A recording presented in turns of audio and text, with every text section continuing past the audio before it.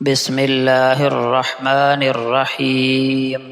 محترم دوستو، آج ہم ایک اہم نصیحت پر بات کرتے ہیں۔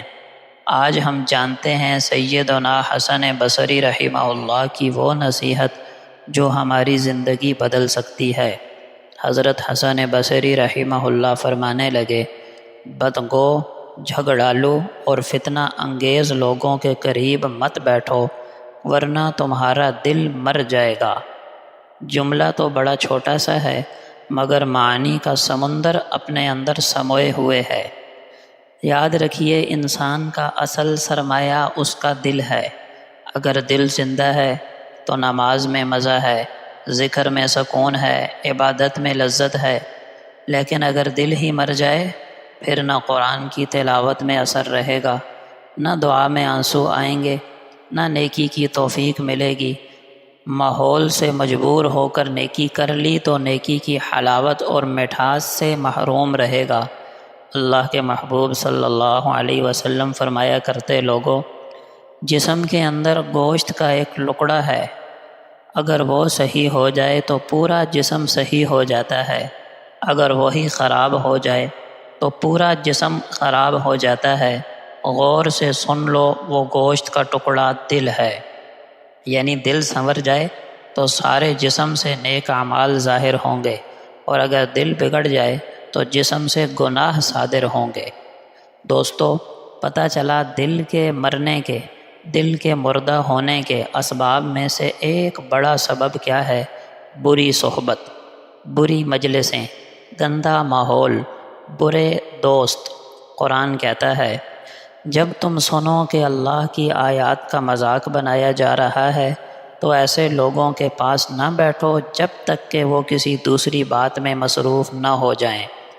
ایک اور جگہ پر فرمایا کہ رحمان کے خاص بندے تو وہ ہیں جب لغو بات سنتے ہیں تو وقار کے ساتھ گزر جاتے ہیں۔ یعنی اللہ پاک ہمیں حکم دے رہے ہیں کہ ایسی محفلوں سے بچ کر رہو جہاں گناہ کی بات ہو رہی ہو، غیبت ہو رہی ہو، فتنہ انگیزی ہو۔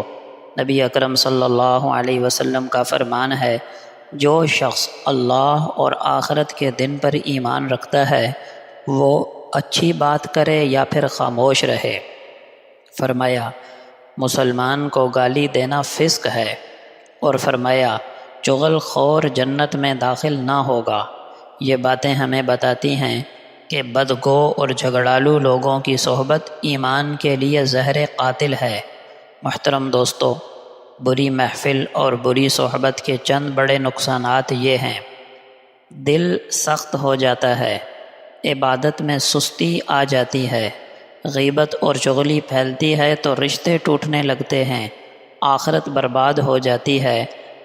کبھی غور کیا ہے آپ نے کہ جب ہم کسی بری محفل سے اٹھتے ہیں تو دل بوجھل اور زبان بے قابو لگتی ہے، اور جب ہم اچھی محفل سے اٹھتے ہیں تو دل نرم، ایمان تازہ اور روح خوش رہتی ہے۔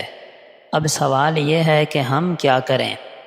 ہمارے کرنے کے کام یہ ہیں، ایسی محفل میں بیٹھنے سے بچیں جہاں گناہ ہو رہا ہو۔ اگر بیٹھ گئے اور بات شروع ہو گئی تو گفتگو کا موضوع بدل دیں۔ اگر وہ لوگ باز نہ آئیں تو فوراً وہاں سے اٹھ جائیں۔ موبائل اور سوشل میڈیا پر بھی ایسے گروپ اور پوسٹوں سے دور رہیں جہاں فتنہ فساد پھیلتا ہو۔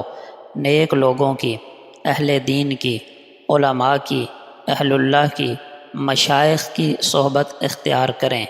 اللہ کے محبوب صلی اللہ علیہ وسلم مثال کے ذریعے سمجھایا کرتے تھے۔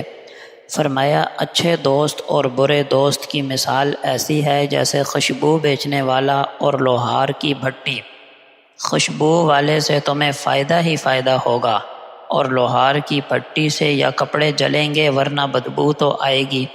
تو آج سے ہم نیت کریں اپنی زبان کو قابو میں رکھنے کی، اپنی مجلسوں کو غیبت سے پاک رکھنے کی، اور نیک لوگوں کی صحبت میں رہنے کی، تاکہ ہمارے دل زندہ رہیں۔ اللہ پاک ہمیں برے لوگوں کی صحبت سے بچائے اور ہمیں اپنا کثرت سے ذکر کرنے والے بندوں میں شامل فرمائے۔ آمین۔